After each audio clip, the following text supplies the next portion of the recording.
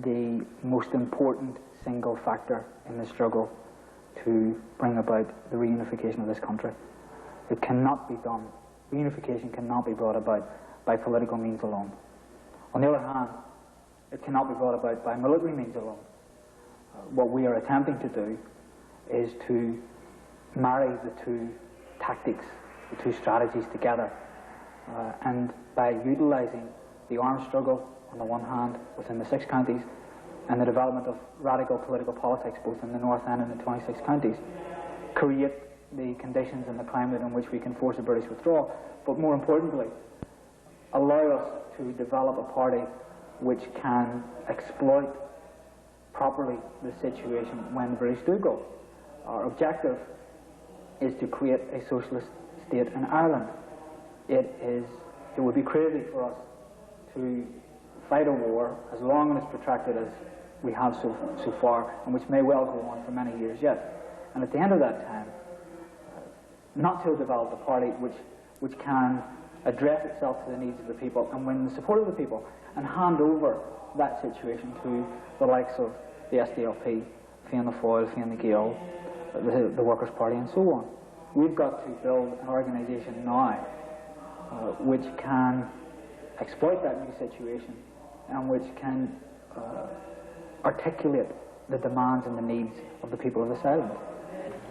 Well, when I speak of abstentionism, I speak in the text that it's a principle to me where that men went out and died and fought that principle, which I still continue to do today. That is to reunite our country. That's one of the most fundamental principles that is there, and to abstain from taking part in the 26 county state. When I joined Sinn Féin and started coming to the Ardaces and through re-education, no, I don't look on it as a principle. I see it more as a tactic. Take for instance the local council elections in the 6 counties, where Sinn Féin, up until I think just 3 years ago, never wouldn't have went into the councils, not because of the principle, but it was a tactic. We realised after the elections of 81 that the nicest people, needed a voice within, now not within the British government, but within their own areas. They need to be represented.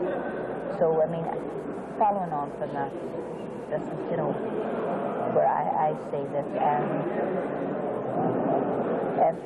if and when Sinn Féin feels candidates in the 26 county elections, I can't see any problem. I feel that this is one of personal commitment over the years. To me, it's a clear, straight path which must be followed. Terence McSweeney says, in matters of principle, there are no tactics. To me, it is a matter of principle. Other people feel that it is a matter of tactics, and that's where we differ, with all the goodwill in the world. And if they go ahead and win, well, I'll be very happy. Abstention to me is a Republican principle. It means that we don't take our seats in a petitions assembly, which I view Leinster House to be. Well, the original definition of it, again, in the Irish context, was prepared by Arthur Griffith, who was the founder of Sinn Féin in 1905. He himself had studied the Hungarian experience in the late 1800s, where they had actually successfully withheld their democratic mandate from an imperial power and had successfully established for themselves a national government. And this was the inspiration for the early Sinn Féin leaders. And this tactic was written into the original Sinn Féin policies. It could be argued, and I personally think there are a lot of validity in this, that it became redundant once the National Assembly was established as a result of the 1918 general election, when Sinn Féin won a majority and formed the first Dáil. Has there been any attempt over the last 60 years to end the abstentionist policy in Sinn Féin? Well, there had been a number of arguments brought forward, mostly by people who had decided to accept the partition of the country and to work for political change within those imposed systems. And those people obviously were reformists and had decided to abandon the revolutionary struggle that had been the Republican struggle from, in fact, its first definition by Wolfe Tone in 1798. Some people, Ruiri O'Brady included, would say that Sinn Féin taking seats will, quote, legitimise the apparatus of oppression. Yeah, well, I mean, I would take issue very fundamentally with what Ruiri is saying in this instance, despite the fact that I would recognise his long record of service to the Republican movement. It's no more legitimising the state to send elected representatives into Leinster House than it is, for instance, to send children to school in the 26 counties, or for that matter, for IRA volunteers, just to take another example, to defend themselves in the courts in the 26 counties. The distinction, and it's an important distinction, is that people will accept the reality and will accept the ability and the power of the courts, for instance, to send people to jail. And it would be a very foolish movement indeed that allowed people lemming-like to be transported into jail without offering any defence whatsoever. And it also guarantees, I'm certain, the eventual destruction of the Republican movement. Now, pragmatic and sensible people evolved strategies and policies which prevented that happening, and so we have the strength of the current Republican struggle. Ruiri O'Brady was one of the leaders of the Republican movement which presided over those developments. This, I believe, is a logical extension of a programme that he himself, a process that he himself presided over as president of Sinn Féin. Local county councils and corporations aren't the government of the country or the state. They're local bodies set up for local issues. They're not upholding the state as such. They're probably using the funds of these states.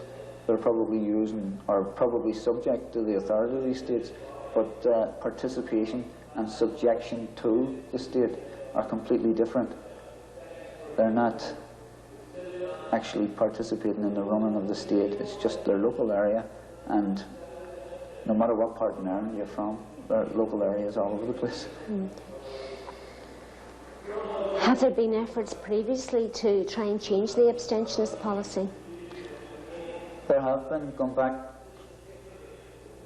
to the actual treaty, the signing of the treaty in 22, and the ratification of the treaty in 23. This is where many people say the abstentionist policy in the 26 counties originated, but abstentionism, to me, goes back further. It goes back to abstentionism from Westminster in the forming of the 1919 Dáil. The walkout in 23 has been said to have been a tactic at the time, but it was actually the people who voted that the treaty should not have been ratified couldn't accept the formation of a state that wasn't 32 counties. They, on principle, decided that they couldn't participate in the forming of that state. It led to the Civil War. The Civil War was fought and lost. The movement went on. Abstentionism came up again in 1927, and a section of that, of Sinn Féin, wanted to go in then into the Free State Parliament. Principled people stared out again. What have we now? We Féin fall. Now, it moves on then to the 69-70, where you had the split again on the abstentionist issue. Granted, the issues were different, slightly. Situations were different. The armed struggle of today isn't an issue with this abstentionist debate that's going on at the moment, but the principle still remains the same. I don't think that people can sit down and compare today with 1970. A lot of people have said that the actual split took place then over abstentionism. To me, it didn't. I was one of the people who, in the 60s, who had actually left the movement, resigned from the movement, over its policies then, but not on the question of abstentionism, on its policies of particularly the military wing, its defence for the people of the North. A lot of people could see what was happening in the North End, and they understood and expected the IRA to be prepared to defend the people once what happened in '69 came. That didn't happen. Now, there's general feeling within the militants that the military side of things were being run down. And there's tremendous opposition to the IRA at that particular time because they were allowing themselves to be overtaken by the politicians, if you like. Those who wanted to run down completely the military wing and concentrate purely on politics. There is, if you like, the fact that abstentionism was used as an excuse for a split.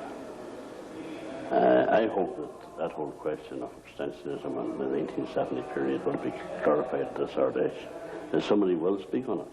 And I get an opportunity will speak on it and point out that in 1968, that was long before the split came, a number of people who had either been dismissed from the Republican movement, kicked out of it, or had resigned, were forming an auxiliary group in the north of Ireland to counteract the demilitarisation of the IRA. Then when August 1969 came, the first split was between Belfast and Dublin as far as the IRA was concerned. Sinn Féin wasn't anyway prominent at that particular time. Now, the national split within the IRA came in December. It was over the failure of the IRA to defend the people in the north. It was all over the failure of the fact that they had no arms to defend the people in the north. Then the provisional IRA was formed. That was in December '69. The Sinn Féin Ardèche took place in January 1970. The debate on abstentionism was defeated by a simple majority. It didn't get the two-thirds majority required. Later on in the day, when a lot of the delegates had left to get their buses, trains, or cars, or wherever they were going to, an emergency resolution was passed or proposed from the floor of the Ardèche, calling for support for the Army Council of the IRA. That was what was known afterwards as the sticky IRA. That's what caused the split. That resolution, it wasn't a resolution on abstentionism. Doherty, Ardcordia. I am speaking here as proposer of Resolution 162. I am opening this debate on behalf of the Ardcordia at a big disadvantage. Other Sinn Féin members have already started this debate in a coordinated publicity campaign in the establishment media in a highly emotive, personalised effort to influence delegates. This campaign has largely been directed at our President, Gerry Adams. Let me remind you that this decision was arrived at collectively by our leadership. The Ardcordia, despite abusive attacks on some of its members, refused to make any contribution or play any part in this campaign. We believe it should have been kept within Republican ranks. Others obviously didn't. And for this reason, as I have said, I start at a disadvantage. You will be told here today, during the course of this debate, that other sound people advocated this position in previous years, and that in due course they became absorbed into the system. Even our opponents see the difference. John A. Murphy would have spoken for all of them when he wrote in the Irish Independent in an analysis of this debate. There is a fundamental and striking difference. They will be the first attending Republican group who are avowedly and unequivocally supporters of armed struggle.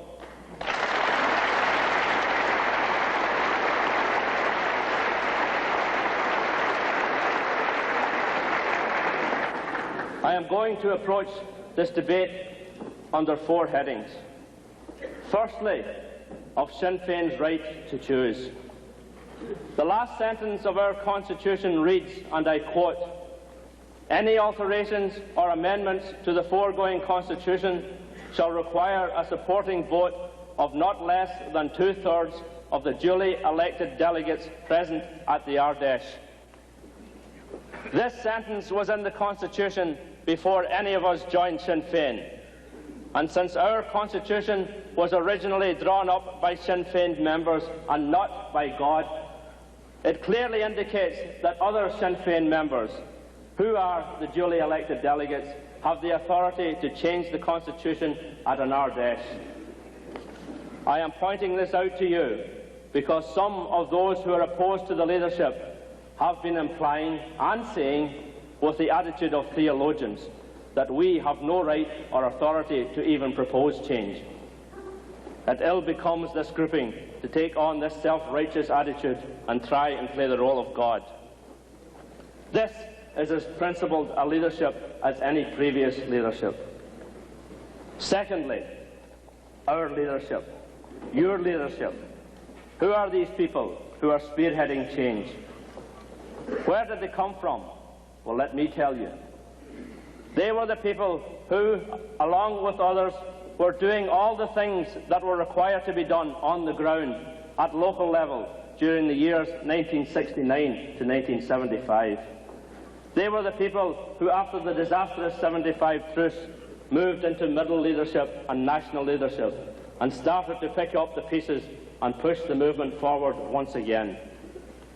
They are the people who moved into the Sinn Féin leadership from 1980 to the present and have led Sinn Féin to various electoral and propaganda successes.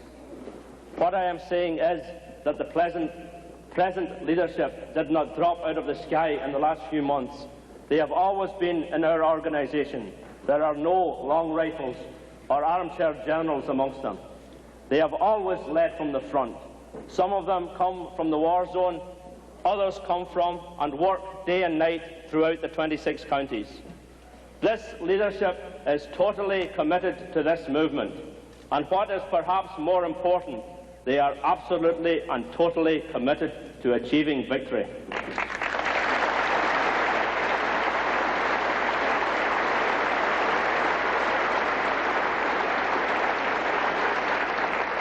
As to the question of abstentionism itself, the Ardcorlia position has been clearly stated in the presidential address last night of the need for Sinn Féin to develop Republican politics, but picking up on one or 2 points. It is our analysis that partition is as bad a blight on the 26 counties as it is on the 6 counties. It is also our belief that the Free State establishment and the Free State government are as intent as the British government on stopping the Irish people from becoming a sovereign people.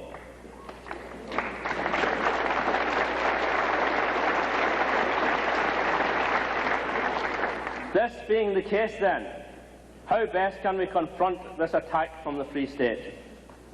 From as far back as the 50s, military action in the 26 counties has been ruled out. Is there anyone in this hall here today seriously saying that we should confront the Free State on a military front? Of course there is not. Therefore, the only way we can confront the Free State is by political means as part of an overall national struggle.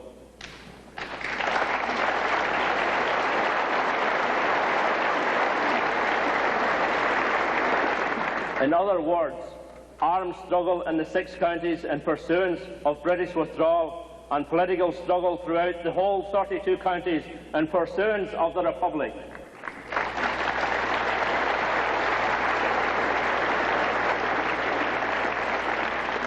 By political struggle, we mean to confront the establishment on social, economic and cultural issues.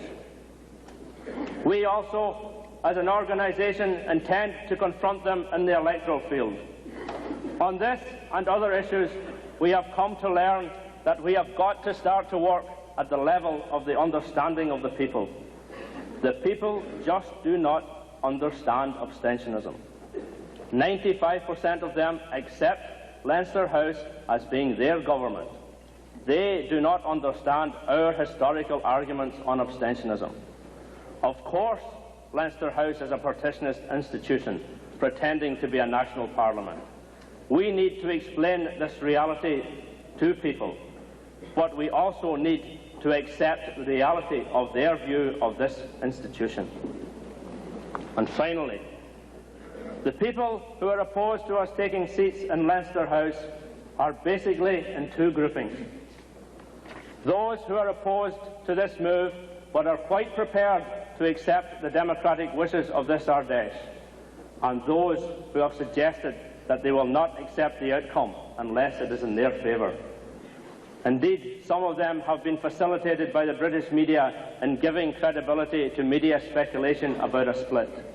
It is indeed our enemies' wishes that we do split.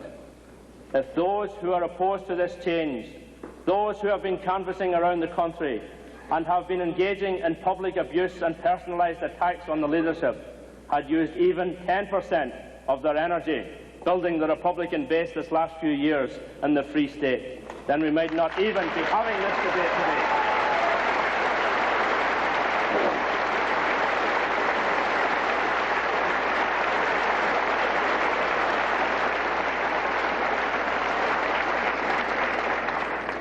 They have allowed themselves to be used by our enemies, but they are still our comrades, and we will not desert them.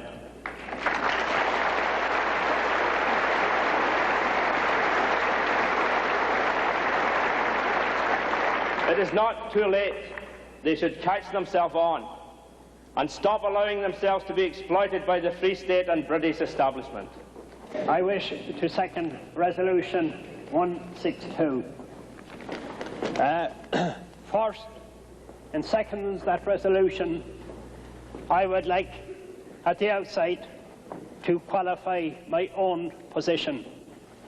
I have been an opponent to entering Leinster House all my life, and people who are opposed to this has asked the question, rightly so, why do you change your mind at this juncture? As I go along putting forward the points, I will in detail explain why I feel it is necessary that we examine our strategy as we go forward. One, people say the situation now is the same as it was in 1969. That I deny.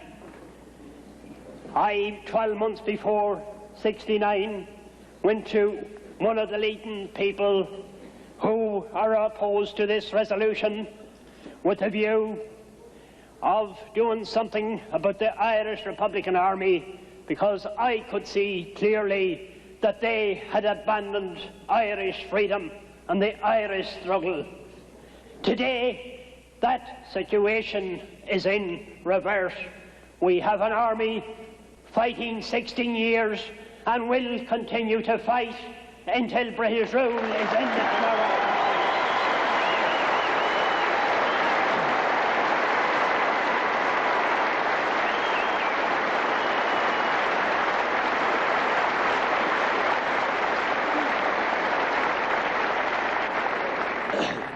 When this policy was mentioned to me, I didn't hastily make up my mind.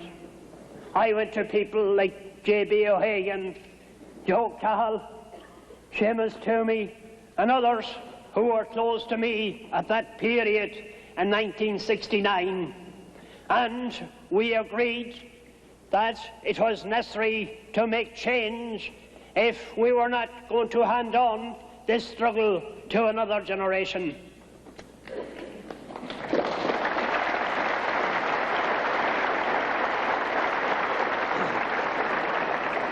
To come to the people here today who will be opposing this resolution, I have the height of respect, and I don't question in any shape or form their independent views on it. They are entitled to them. I don't question their sincerity, because I know that Leinster House has been a millstone and it has been imposed by British force on the Irish people as an alternative to an Irish republic. We talk to the young people today, we tell them of our effort for freedom, we tell them that we're interested in their livelihood, and we are interested in people because that's what this struggle is about. And when young people come in looking for work, I say that it is the politicians in Leinster House who are to blame for their plight and the British occupation of their country. And the answer I get, no matter how I convince them, why will you not represent us there? That is not alone applying in Leitrim, it is applying all over Ireland.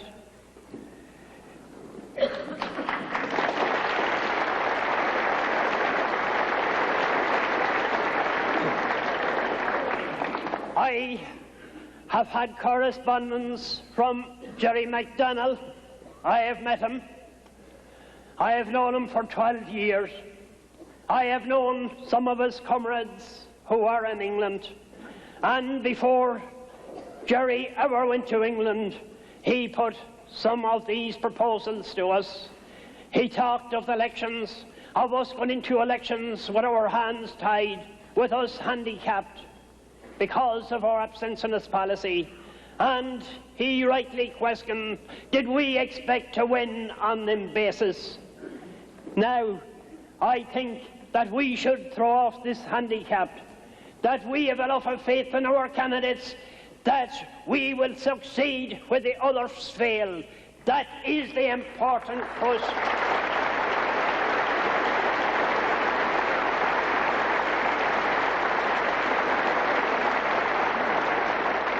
There are other men and women lying in British jails, and they are watching you here today for a lead. And as our President said yesterday, you people on the floor are the leadership, and you take the decision, and we will abide by that decision. If you reject this motion, we will go back to the blackboard, and we will continue on the same road that we have continued on for a long time. But I don't think that we are going to convince the youth of Ireland that it is the right road. We have enough of confidence in ourselves, and they see what is in Leinster House today. They know that they're rotten to the core. The Irish people wants leadership, and the important thing for us today is to win, not to hand it back to another generation. And I feel that if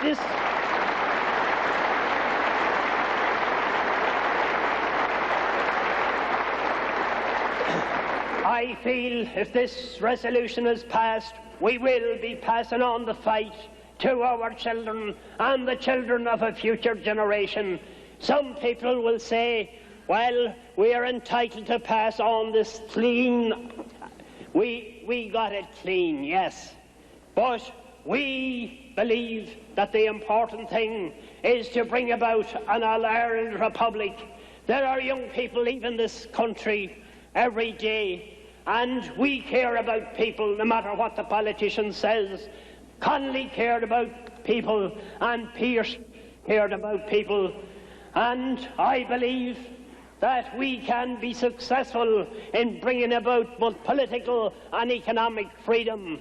And I will ask you, when you come here as men and women, no matter which way you speak, I ask you to speak with dignity and honour and sincerity, and to give each one a fair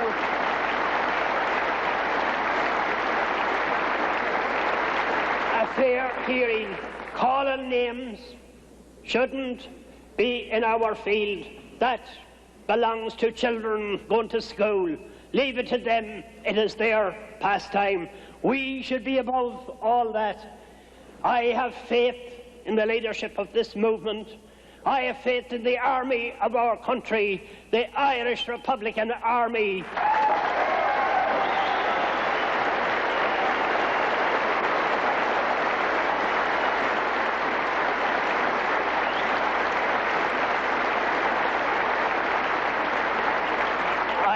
was informed by a number of people that they were asked, who are not delegates here, that they were asked to come here today to walk out. I asked them to have second thoughts on that. The position in '69 and in 1986 are completely different. We are going to succeed. We ask you to stand with us.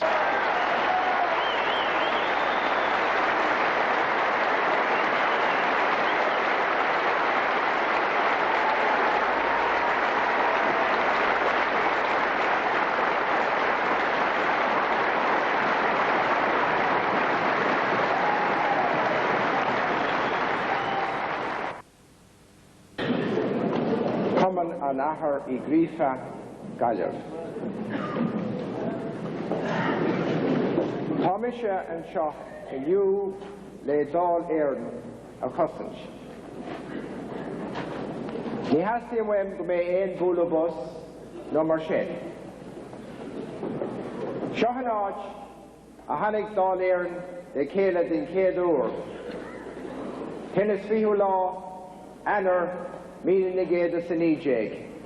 Agus Bunnyov Dal Aaron, Agus Le Kuna Jeelish J, Be Dal Aaron, a rash in Shaw, Revi Bad, Truckado Cumdiha, Agus Chakti in Shaw, on a Truckado Cumdiha. So ni hasti in ein bulabos swem, ha kupla fokli le rochagam, Agus Lauro me eid. Seged Dal Shees, Ta documented in Shaw, agus léime on Odshaw. Now, I haven't the vote which was taken by most of the delegates. I was told by Brian O'Higgins that Mr. De Valera never took the oath.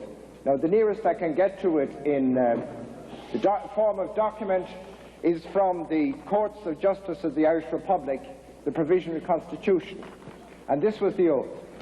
I do solemnly swear or affirm that I do not and shall not yield a voluntary support to any pretended government, authority or power within Ireland, hostile or inimical thereto. And I do further swear or affirm that to the best of my knowledge and ability I will support and defend the Irish Republic and which is Dáil Éireann against all enemies, foreign and domestic, and I will bear true faith and allegiance to the same, and I take this obligation freely without any mental reservation or purpose or evasion, and that I will administer justice without fear, favour, affection, ill will or the hope of reward.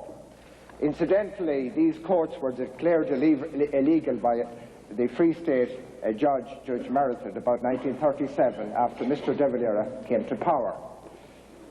So that is the document issued by Arab Drohi Duhia, Department of Home Affairs, 1921.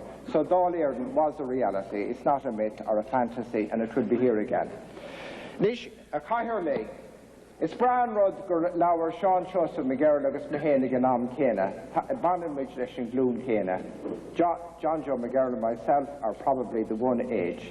So it's perhaps fitting because both of us know a good deal of the history from, we'll say, the late 20s, 30s, 40s, 50s, 60s. We know it, and we don't have to read newspapers about it. We have it, we heard it, and we heard it from our fathers, and so on. So, Corrimetus, I have 5 minutes. A Cahill agus a Poblatáni Dílse, is Poblatáni Shivsa. Yal Shiv bor Nílshoch do Poblat na Héireann, a Bunnyov le Aram is Shafta na Cosca, Milnigéad sa Shejeg. Is Mílev Fanach mar Poblatáni na Héireann, Shin bor Rawa. Inu irtar Arav an Rawa Shin, a Horch, a Yino, Shin bor Rawa. Ma anan Shiv ma as Chachlayan, She Shin, ma Steenan Shiv o Vota a Cahill son Dullish Jachlayan, Tar she Kinchi, Gawana Shiv, I were Poblatáni na Héireann. Just something that occurred to me. I put this together last night after being here for yesterday, and I was thinking of what was behind me. And it's 1960, 1986, 70 years. So there is a starting point. And when I see figures like that, 1960, 1976, sometimes you see it on a tombstone, that somebody was born in 1960 and died in 1986. It could be an epitaph. It could mean that the Irish Republic, which produced this document which I read from, could die today, or it could mean that it would live and live on. So that is perhaps my inspiration for the few words I'm saying today. I never make popular speeches, I hope. I just want you to think. It's your decision, you're democratic, make the decision. Ballot Gidas J. Arrow. August Ernadini, it's like trade or sensation here.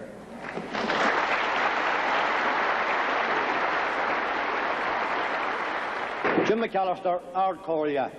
And I would like to refer to what the first speaker from South Armagh said. I was disappointed that the speaker from Forkhill invoked the names of dead volunteers to make his argument instead of making a logical argument. Crossmaglen, when they come up to support the Ardcorlia,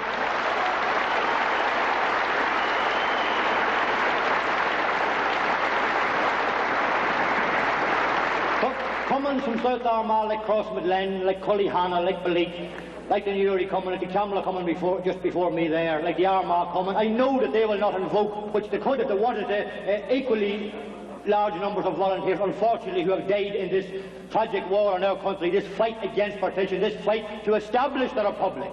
We want to live in the Republic. We don't want to have the Republic just a plaque on the wall. I want to live in the Republic.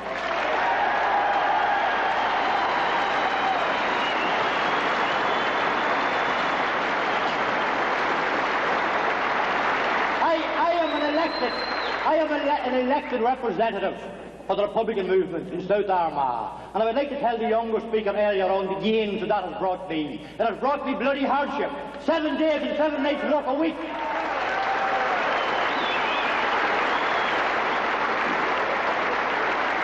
It has brought total disruption to my family life, for my wife, for my children. I have children too. I want to see them live in the Republic. I want to defend the Republic that is established, the real Republic, not the one on the wall. We all have the Republic in our minds, but this motion is an attempt to put the Republic on the ground, that we can live in it.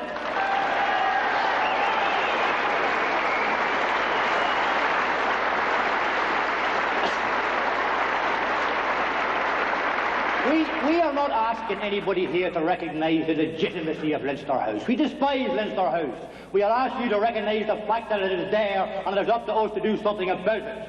I sit in Newry and Mourne Council, Newry and Mourne District Council in the town of Newry on the South Armagh border. I don't even recognise the legitimacy of that body, but I recognise it is there and that people want me in it doing something about their problem.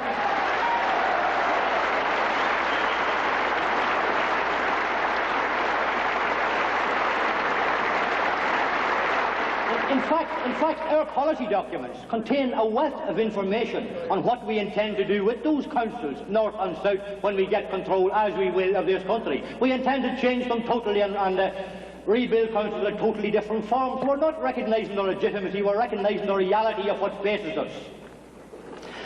The lesson that I learned from history, I'm not a historian, I can't quote dates, times, what judge said this and these things, but the main lesson I learned from history is that so far we haven't won this struggle, so we've been doing something wrong. We've got to win. Let's get out and win. That's the lesson I learned.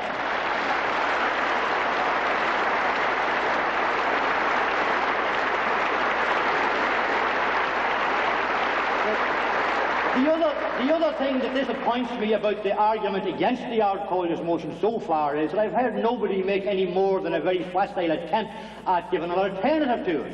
I mean, one speaker has said, let's build a 32-county movement. That's what we're trying to do. Nobody has excused or given any excuse why it hasn't happened in the 26 counties so far. I think abstentionism is one of the main reasons why it hasn't happened. Speaking to a person yesterday, this person said to me, the Ardcollier is going out the wrong way, it started at the bottom. But he couldn't explain why this hadn't happened before. When Brian McDonald explained yesterday the terrible sales of APR in parts of the 26 counties, and most disturbingly the fact that in some of the major towns like Roscommon and Ennis, no papers are sold. I mean, that points either to a lack of commitment in those areas, a lack of work in those areas, or a lack of understanding amongst the people of those areas, and therefore no desire to buy the paper. Anyway, there is something radically wrong with that as a situation. We need to change that situation. We can't leave this Irish struggle to the IRA. The IRA are very capable of doing it, but they need our assistance. It's up to Sinn Féin to get in there and help them. The one thing that would make me ashamed of myself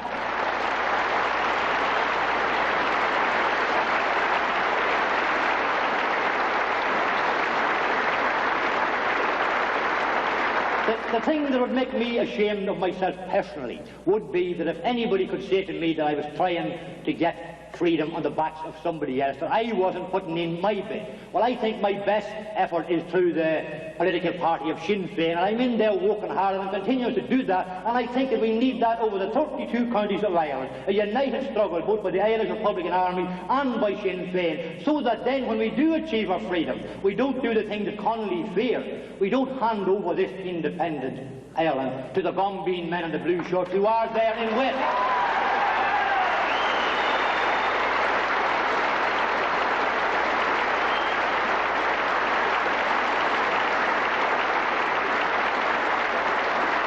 There are a lot of speakers, so I won't go on any longer. Just to say that the last line of our Constitution says, Ní neart or course Cahill. Stick together and we'll win. Chuckayala. Brendan McGill, Ballyshannon. And I, like the previous speaker, resent the remarks that have been passed at this Ardèche, because I, on behalf of my common and on my own behalf, am totally opposed to this resolution. I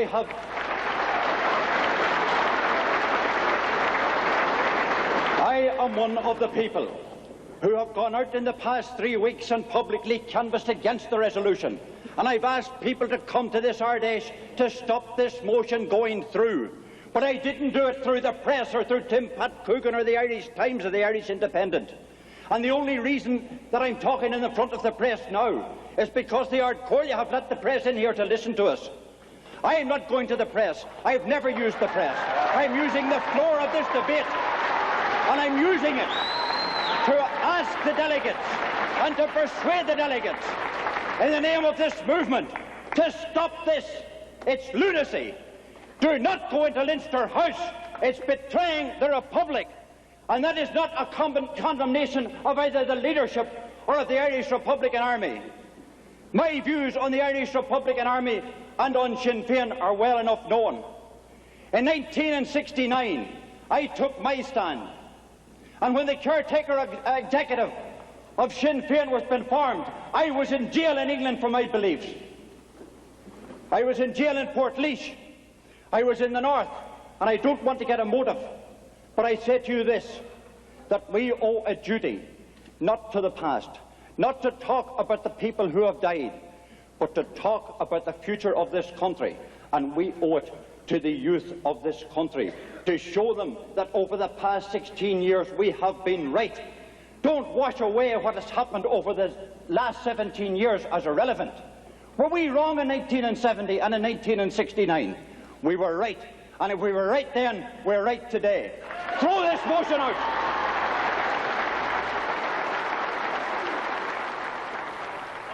I wish to speak in support of motion 162 and 163 on behalf of the Patrick Pearse Common. Many people who have been speaking assume that if we take seats in Leinster House, we will automatically become part and parcel of the establishment. I challenge this assumption. As revolutionary socialist Republicans, we are committed to freeing Ireland from British and foreign imperialism, committed to ending capitalism and replacing it with a state which will safeguard the interests of the working class of Ireland. Too long, the working class have been exploited and oppressed. In the north, by the British military and economic presence, and in the south, by a British, multinational and 26-county capitalist economy. To achieve a united, socialist, Republican Ireland, we need to use whatever means are at are at our disposal. Already we are participating in the councils both in the 6 and 26 counties. Does that mean we accept and endorse all that the councils represent? We participate in the trade union movement. Again, does that mean we accept the bureaucracy of the leadership of the trade union movement?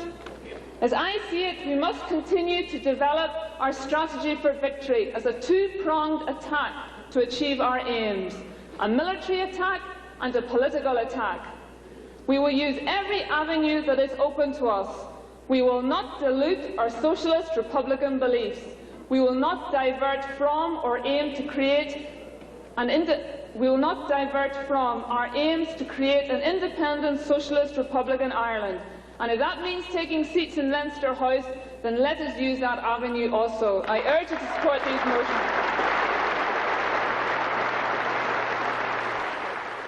I am opposed to the motion too. I don't want to go into the Leinster House. I don't want to go into the Free State Parliament. And I'm saying that on principle, because I believe that the reasons that we've been staying at the Leinster House all these years are the same reasons that Gerry Adams is staying at Westminster and that Danny Morrison was staying at the Stormont Assembly. The reasons because they can't collaborate with the enemy. The Free Staters that are in Leinster House at the moment are the enemy as much as Margaret Thatcher, as much as any DUP councillor or elected representative. Another delegate spoke earlier on of the stepping stone syndrome, and I believe that he was perfectly accurate in what he said. This is the stepping stone syndrome coming back again. We had it with Collins, and I'll tell you, from what I've read of Collins, I have the greatest respect for him, except for that. I say the same about Gerry Adams, Martin McGuinness, Danny Morrison, and the rest of the people that are advocating this move.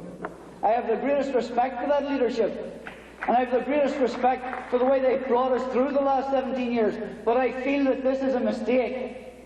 And I feel that this one mistake could destroy what they have fought for and what I've worked for the past 15 years. Thanks. Oppose the motion.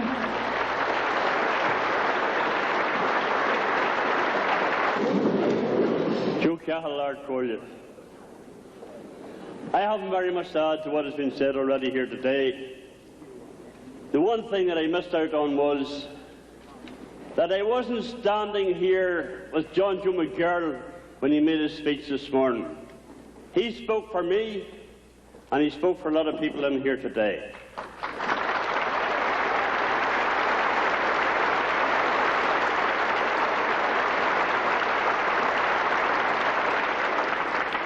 Like John Joe in many ways, I haven't changed.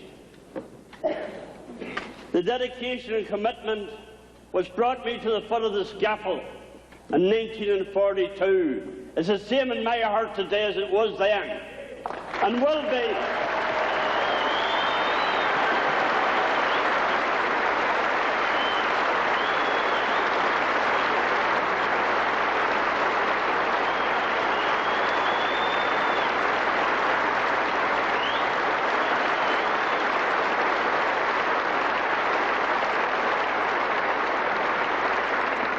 And will be until the day I draw my last breath.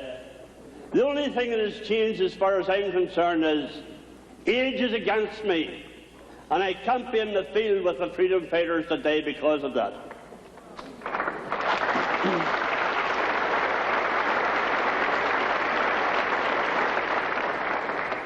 I felt I had to say those, make those remarks because of what has been said here today. But really what I wanted to put before a lot of people here today, especially the young people, and it's great to see so many young people here at this Ardèche. A lot of comparison has been made between today and the Ardèche of 1970. And I would just like to record a few facts. That in the early 60s and the mid-60s, a number of people were forced out of or had to resign from the Republican movement because they opposed what was then a corrupt leadership. People who had sold out the military spirit that existed within the Republican movement. In 1965, I resigned. I resigned because I opposed them, and I refer to that just before I finish. In 1969, in July 1969, Jimmy Steele, in his famous speech at the grave of Barnes and McCormick and Mullingar, pointed out where the leadership was going wrong in the running down of the military side of the movement and of their corrupt politicians and foreign influence. When the Holocaust of August 69 came, there was nothing there to defend the people. And I make it public now that on the 17th of August, when along with other people, a few of us had to leave Belfast and come down here and search for arms, John Joe McGirl was the man who gave me arms in Leitrim.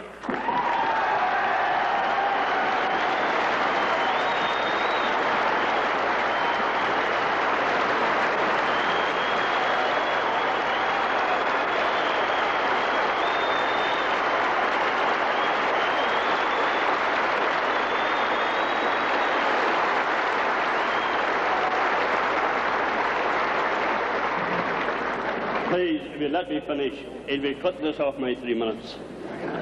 In 1969, the Belfast Brigade of the IRA broke with the then Dublin leadership. In December '69, an IRA convention was held, and there was a split there. In January 1970, there was a Sinn Féin Ardèche, at which the resolution on abstentionism was beaten, fairly and squarely, if you like. But later on in the day, when a number of delegates had to go away, and please make sure it doesn't happen here today, a resolution was proposed from the floor, a resolution of support for the then sticky Army Council of the IRA. Remember, the Provisional Council of the IRA was in existence then, and that's exactly what the split came in 1970. I would ask people to seriously consider all that has been said here, and to think of one thing. I just want to finish off with this. We have often heard the expression, we can win the war but lose the peace. Gerry Adams in his speech yesterday said, it's not the next election we're interested in, but the one after that. I am confident by that time the freedom fighters of the IRA will have forced the Brits to the conference table. Let us, by our example here today, let us, by our determination here today in voting for this resolution, ensure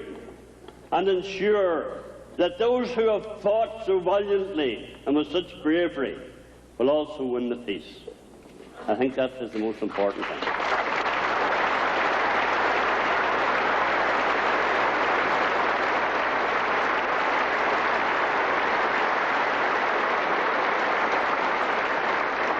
Earlier I finish up, please. And just 5 seconds or 10 seconds. Earlier I said that in 1965 I resigned from the Republican movement. That was a mistake. I should have stayed in and fight. If there are people who are opposed to this resolution, I would ask them not to leave. Stay in and fight your corner and let us go forward united.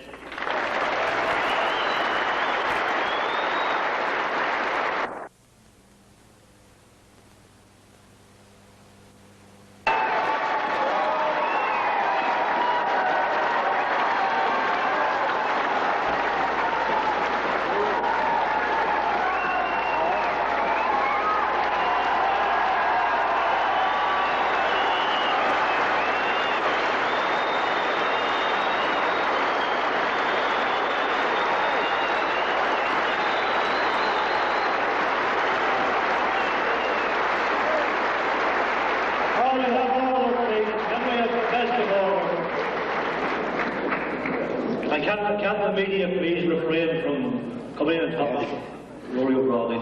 I accord Caoimhin of the Garhann. I'll shake hands with everyone and at every time, not just in front of the media. Now, Tom Shatterston Corley Cantorus come on, go Jean and I rune Cade Shaskado. Agus Ian Mujarav, a rune Cade Octo Cahar. A chorreid agus takeocht a dhéana leis. Fellow delegates, I have to say in the beginning, and I said this in Strokestown when we had our Corley Limerick meeting on the 14th of September, there's a total contradiction in this discussion. In fact, the discussion is totally out of order if this constitution of Sinn Féin means anything. Because it says there that no person who approves or supports candidates going into Leinster House, Stormont or Westminster shall be admitted to membership or allowed to retain membership. And yet, on this floor, we have plenty of resolutions proposing to go into Leinster House, and indeed some of them proposing to go into Westminster and Stormont as well, because they want abstention ended altogether.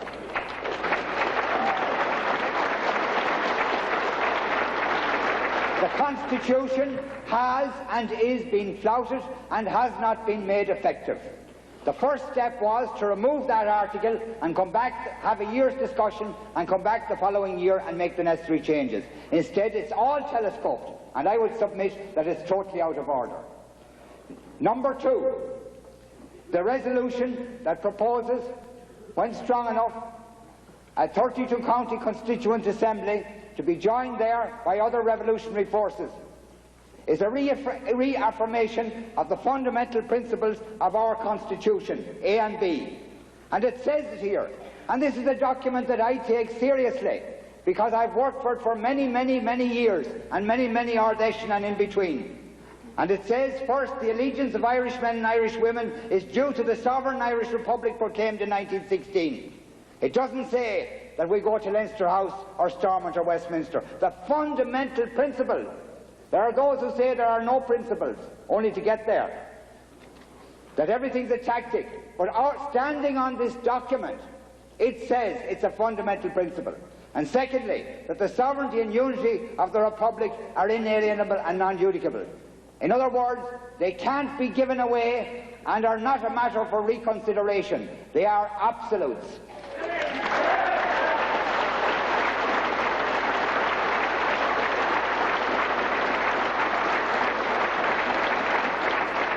We were told last night that we can agree to disagree on fundamentals. How in the name of heavens can we do that? If there are fundamentals there, we either accept them as in the Constitution, or we go another road and we disagree with them. Now, 162 is clearly a departure from those two basic principles enshrined in our Constitution, and there's no proposal on the floor of the Ardèche to do away with them. How can those two principles stand, and a proposal to go into Leinster House or any of these other places stand at the same time? They will not fit in the one house. Further, the resolution from Roscommon proposes to reassemble the Constituent Assembly, an All-Ireland Parliament. And I want to ask the Ardèche this. Where are our revolutionary socialists? How do they expect to build a democratic socialist republic out of Leinster House? How can serious social change come out of Leinster House? How can fundamental change in property relations come out of Leinster House? No way can it do that.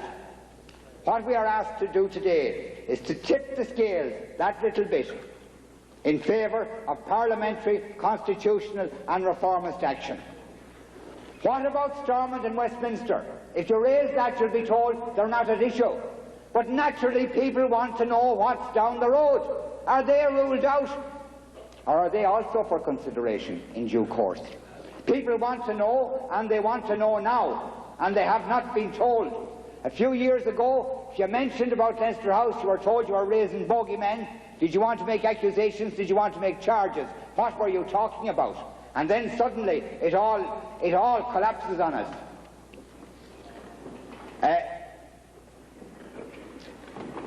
The courts have been mentioned. The courts were always a tactic in capital charges, in test cases, and when permitted by the military authority of this movement to do so. They were never a principle. With regard to councils, Sinn Féin has always been in the councils, and that is as near to the system, to the enemy system, that we dare to go. Sitting in Leinster House is not a revolutionary activity.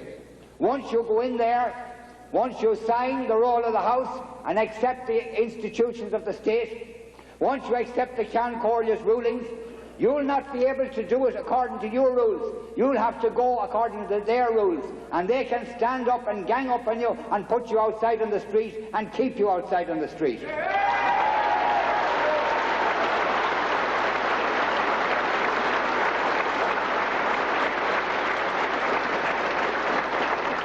John A. Murphy was quoted here today. I'd like to quote Dick Walsh, the political correspondent of the Irish Times last Thursday. He says about us, the party is struggling with its own contradictions. If its delegates this weekend give adequate support to their candidates, that their candidates should take their seats in the Dáil, he calls it, they will, whether they say so or not, be recognising the legitimacy of their actors, and as a direct and inescapable consequence of that, the illegitimacy of any force other than the army, the Free State Army, claiming to wage war on behalf of the Irish people.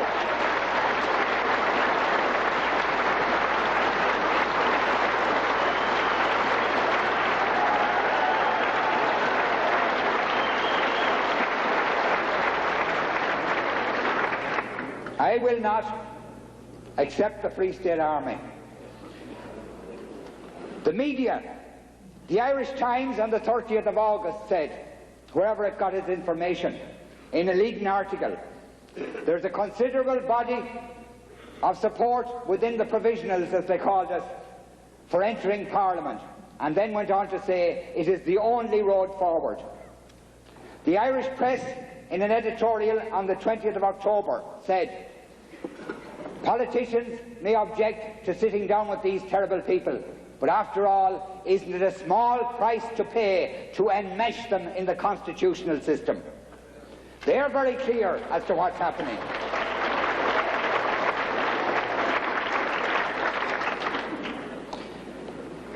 The destabilisation, we are told, of the state will result, and the movement will be strengthened.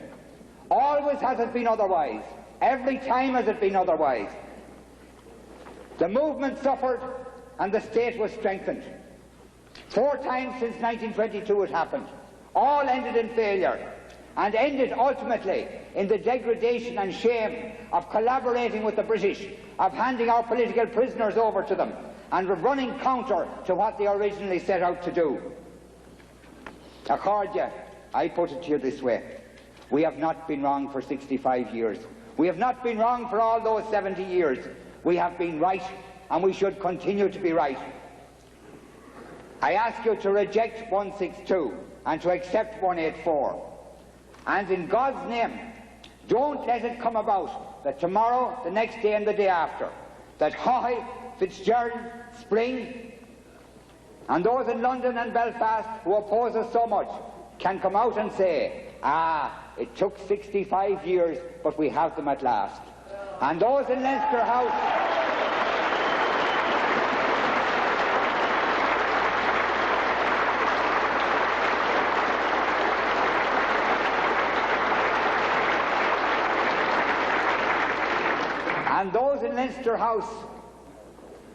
who have done everything, the firing squads, the prison cells, the internment camps, the hunger strikes, the lot, and weren't able to break this movement, that they can come and say, at last we have them towing the line. It took us 65 years, but they've come in from the cold, they come in from the wilderness, and we have them now. Never! That's what I say to you, never!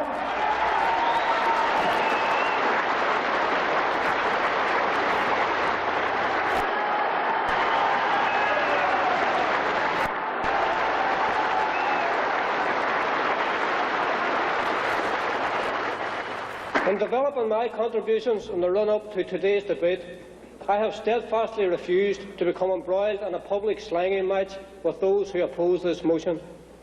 But issues have been raised by some of the defenders of abstentionism which need to be confronted and challenged. They argue that Sinn Féin TDs entering Leinster House will make it impossible to conduct armed struggle against British rule in the 6 counties. They tell you that it is inevitable certainty that the war against British rule will be run down. These suggestions deliberately infer that the present leadership of Sinn Féin and the leadership of the Irish Republican Army are intent on edging the Republican movement onto a constitutional path. To bolster their arguments, they draw comparisons between a pre-1970 leadership of the Republican movement, which Republican history proves had surrendered before the war began, and the present leadership of this movement. Shame, shame, shame.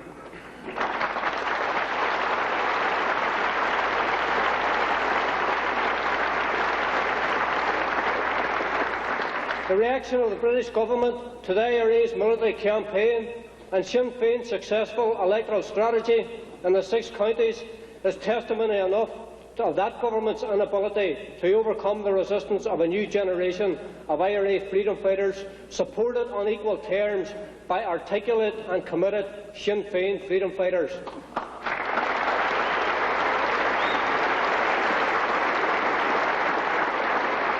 And it would be a sad day for this movement if the record of the present generation of Republican soldiers and Sinn Féin activists needed to be defended on this platform. Sadly, the inference that the removal of abstentionism would lead to the demise of military opposition to British rule has indeed called into question the commitment of the IRA to pursue this struggle to a successful conclusion. I reject any such suggestion, and I reject the notion that entering Leinster House would mean an end to Sinn Féin's unapologetic support for the right of Irish people to oppose in arms the British forces of occupation.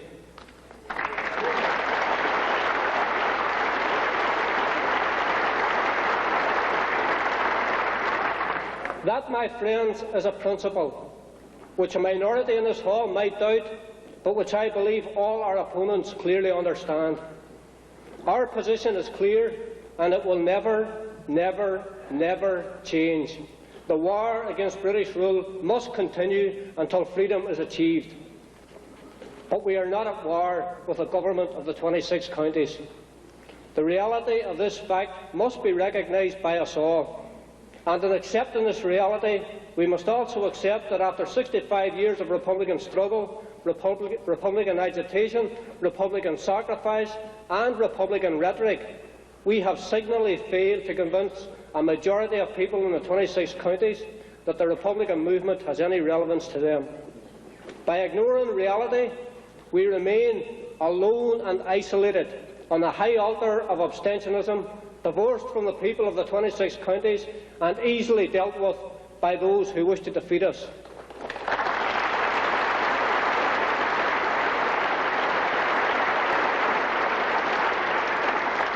Such a situation cannot be allowed to continue, and this leadership is charged with the responsibility to make our struggle more and more relevant to Irish people. In a Sunday Tribune article last week, we were told that we endanger the purity of republicanism because we will attract quantity rather than quality. This is a calculated insult to Irish people, which ignores a very important fact. The struggle against British rule could not have been carried out as successfully as it has been without an adequate supply of both quantity and quality.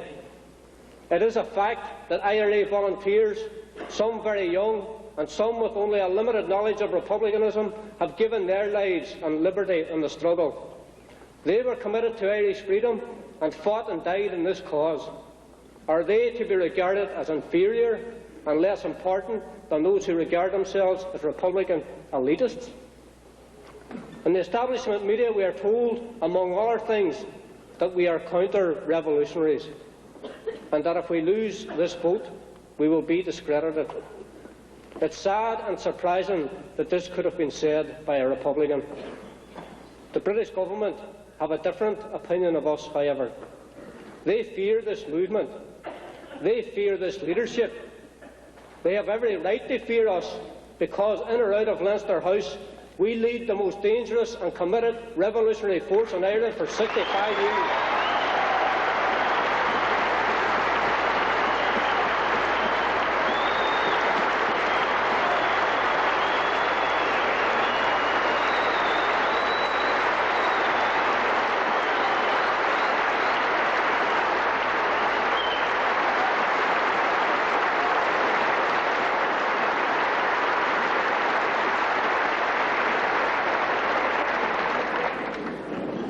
Ardèche and you, the delegates, deserve to know the full story of this debate. In fact, what you're witnessing here is not a debate over one issue, but two: abstentionism and the leadership of the Republican struggle. The two issues should not be confused, and those who are considering leaving, along with members of the former leadership, should consider carefully what I am about to say. The reality is that the former leadership of this movement has never been able to come to terms with this leadership's criticisms of the disgraceful attitude adopted by them during the disastrous 18-month ceasefire in the mid-1970s.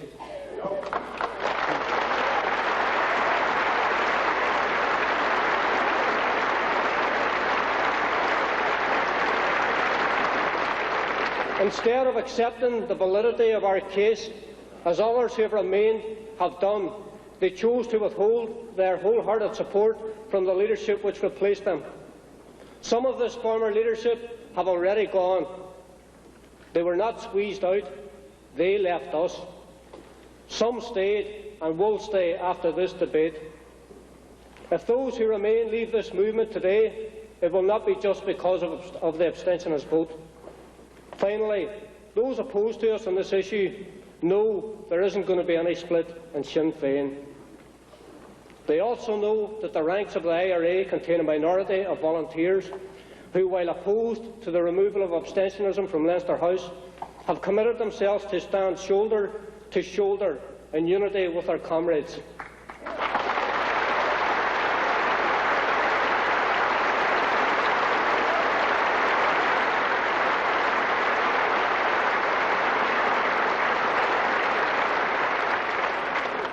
They will not split. They will not walk away from the armed struggle. They are the real revolutionaries. If you allow yourselves to be led out of this hall today, the only place you're going is home.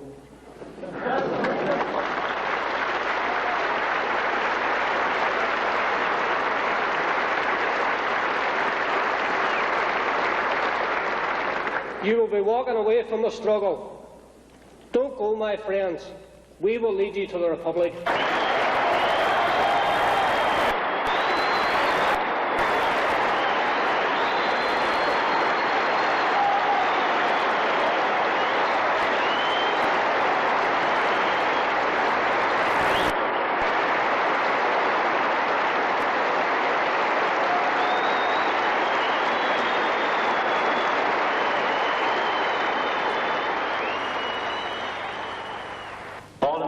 Please show.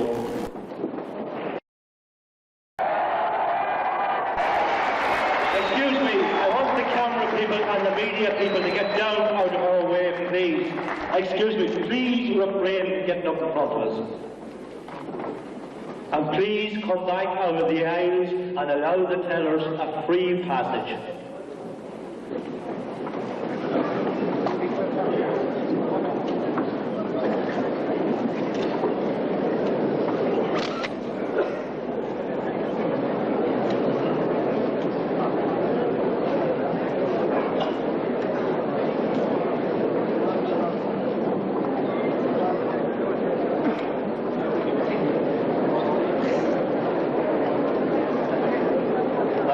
Probably a very painful exercise, but can delegates keep their cards up in the air and the tellers tell you otherwise?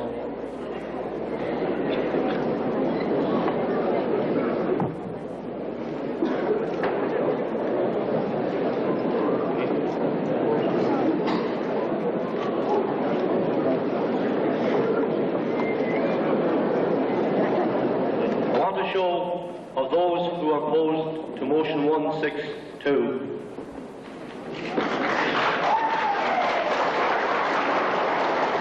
Excuse me, can we have order, please? And will delegates remain seated?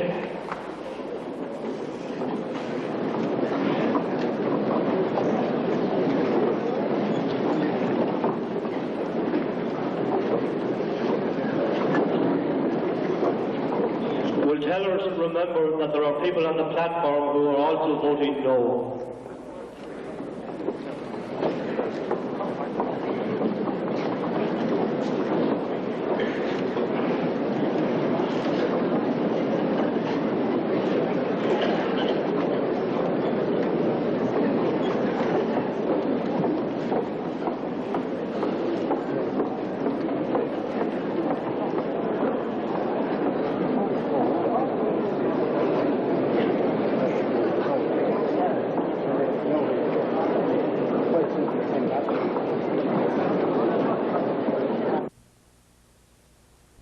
Yesterday, at lunchtime, myself, Martin McGuinness, Pat Doherty, John Joe McGirl, and other members of the leadership met some of the leading supporters of abstentionism.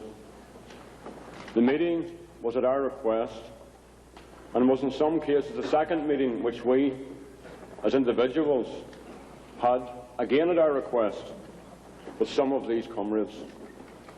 I won't name the people involved in order not to embarrass them.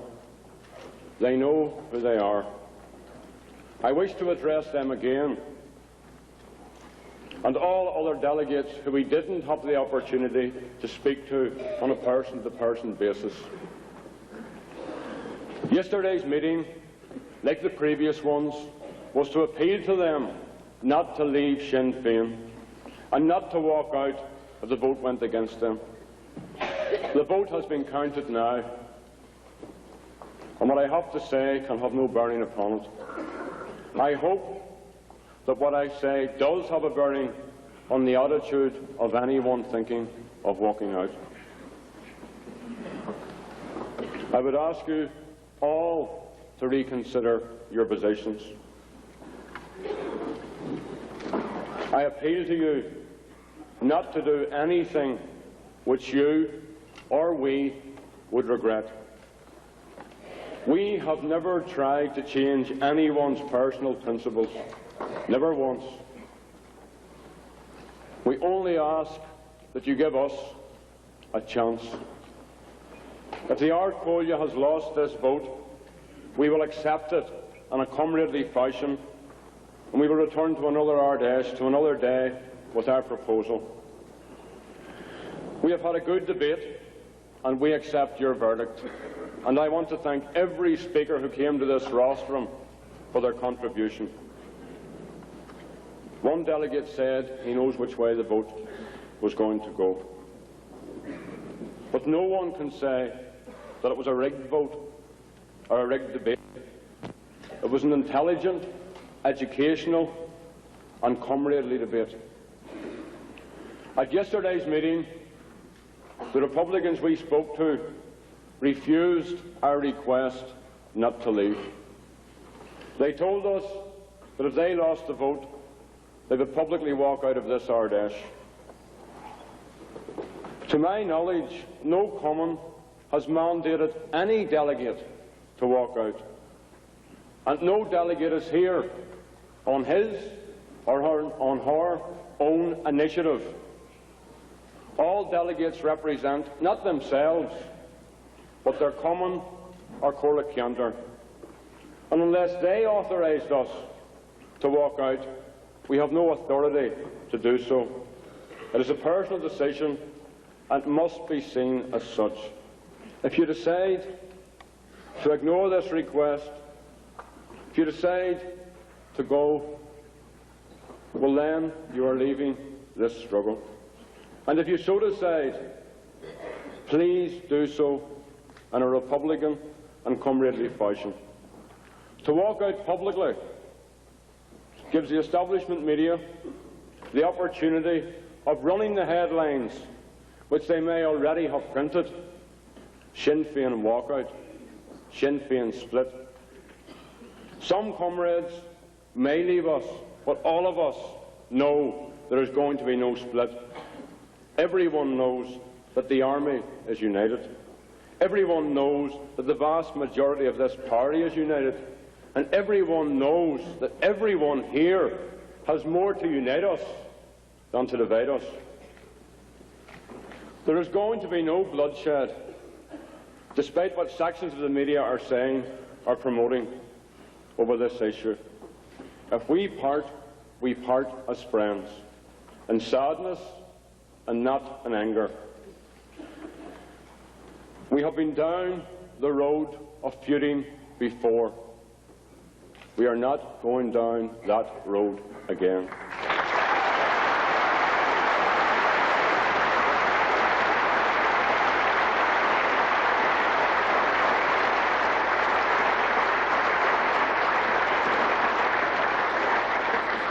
I would prefer, although I know people are endorsing genuinely what I'm saying, that people didn't applaud.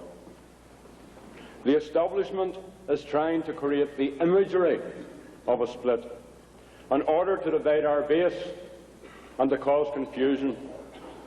Now, many of us already run the daily risk of loyalist assassination. We can live or we can die with that. If, however, a British undercover squad, an RUC undercover unit moved in, because of our public lifestyles, we can't guard against that.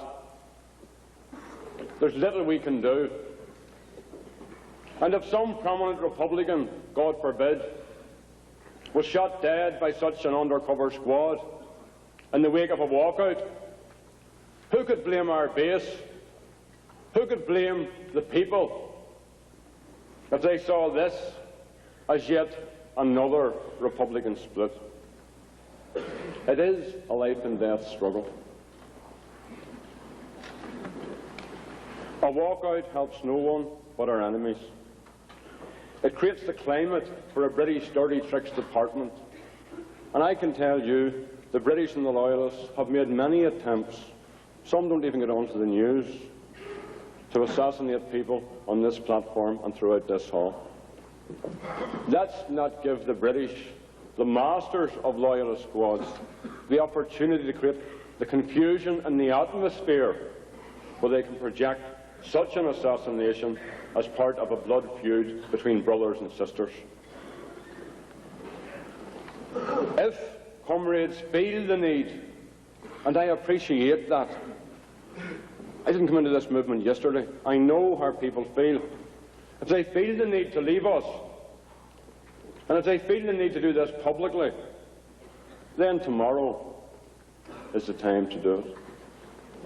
Think hard, all of you, on what I have said.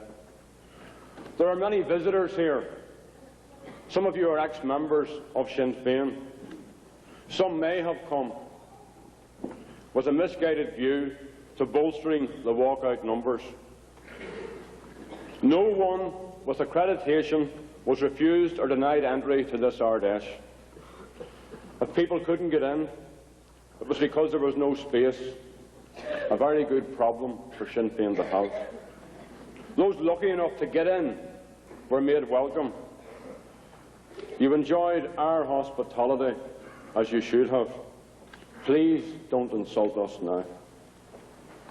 I didn't shake hands with Ruiri O'Bradick for the benefit of the media. I did it to set an example to you all. I can do no more. If I bend any further backwards, I'm going to go up my own arse.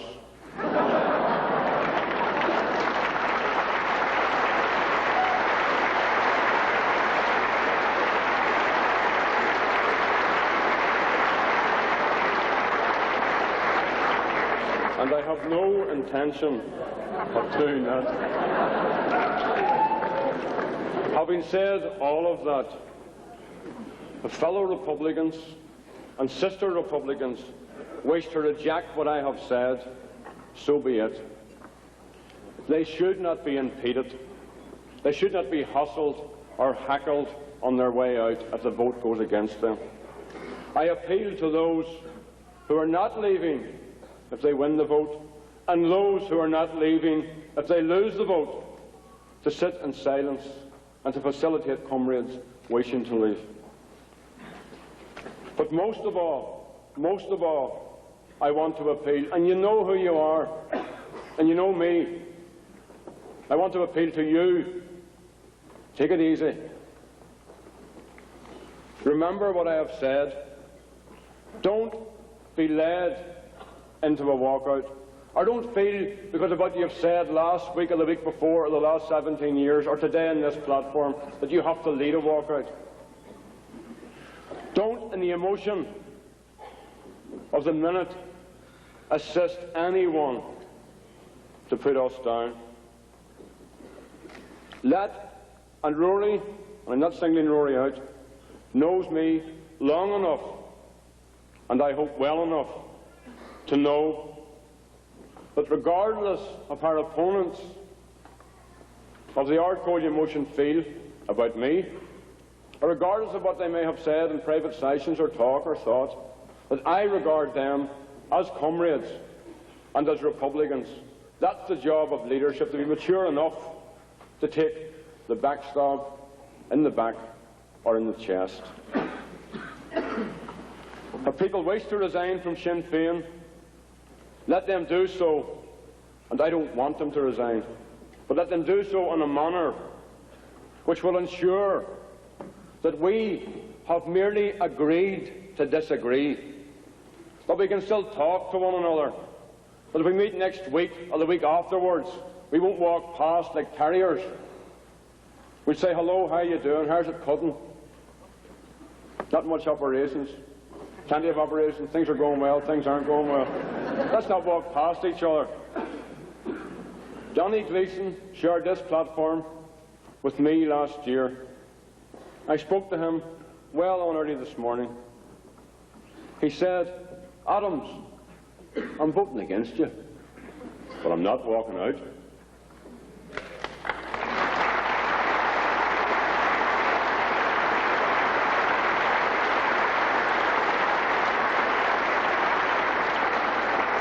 He said, you're welcome in North Tip. He said, come into my house and we'll talk about all this. So, take a minute or two to think of all that. And then, in the days ahead, perhaps, think again and take your final decision. I represent the people, on behalf of Sinn Féin, of West Belfast. I consider myself to be a representative of this party, not as Gerry Adams, the MP. Sinn Féin are the representatives. I'm only the front. I'm only the face that was stuck up. I spoke at a protest march after the murder of John Downes, when thousands and thousands and thousands of men and women and children, and it was unbelievable, marched up the Falls Road on the night after he was murdered. It was the biggest crowd I've ever seen in my life. They were solemn, they were quiet, they were determined. And they walked in an awful, awful silence. And when I was speaking, I explained to them the meaning of the clenched fist salute. I explained to them that that's an open palm, 4 fingers and a thumb, divided. That's what it is, divided. But clenched, 4 fingers and a thumb united, and with or without a freedom fighter's weapon. It is stronger because it is united. And when I finished speaking, old women, old men, young boys, young girls, IRA volunteers, Sinn Féin people raised their fists. Thousands and thousands and thousands of clenched fists raised to the heavens and in silence. They set an example for us. They're the people we represent in my part of the country, and the people we represent throughout this island. They are saying to us, stay united. So, Beagi Lahelia, Beagi Intaha. Whatever way this vote goes, let there be no triumphalism. Take a minute to think of all this. If the Ardcolia loses the vote, there should be no triumphalism.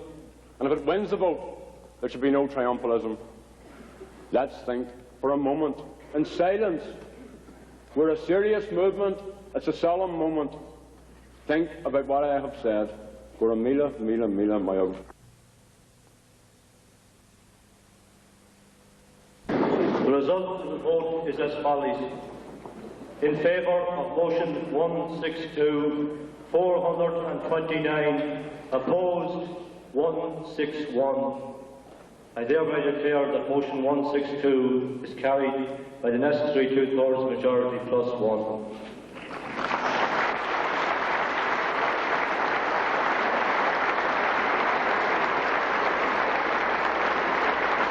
I would ask delegates to move on to motion 163. Will somebody propose that we put motion 163? All in favour of motion 163, please show. Again, this motion needs a 2/3 majority. All in favour of motion 163. Will the tellers please move down? You've got to do a count here again. All in favour of motion 163. Keep your cards up. The tellers are coming round to do a count. We have a lot of other motions to vote on here. The steering committee informs me that when 162 was carried, it meant that motions 164, 165, 166, 167, 169, 170, 171, 172, 173, 174, 175, 176, 177, 179, 180, 181, 182, 183, 184, and 189, and motion 46 fell.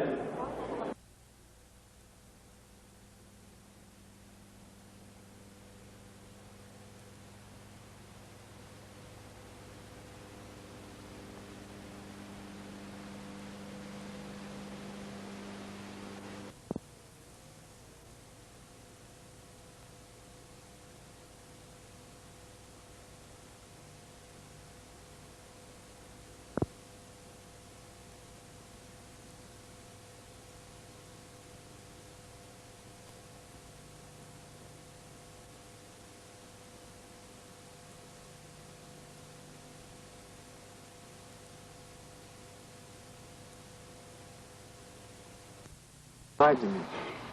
Well, you were kidnapping me at the time, you big jerk. Well, you lied to me. You said your finger was a gun. That's a good point. Ray.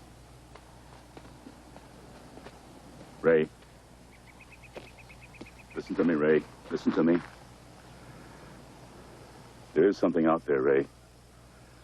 And if I had the courage to go through with this, what a story it'll make. Shoeless Joe Jackson comes to Iowa.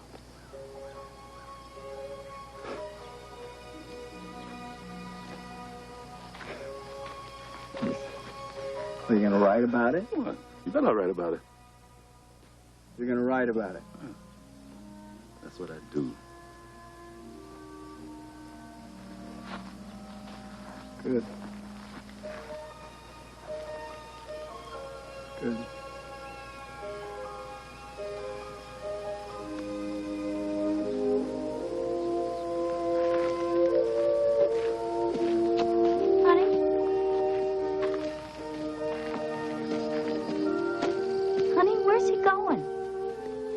Harry's been invited to go out with the other players. How you feeling, sweetheart? Stupid. You mean out? Yeah. Out. All right. I want a full description. Take care of this family. Be careful.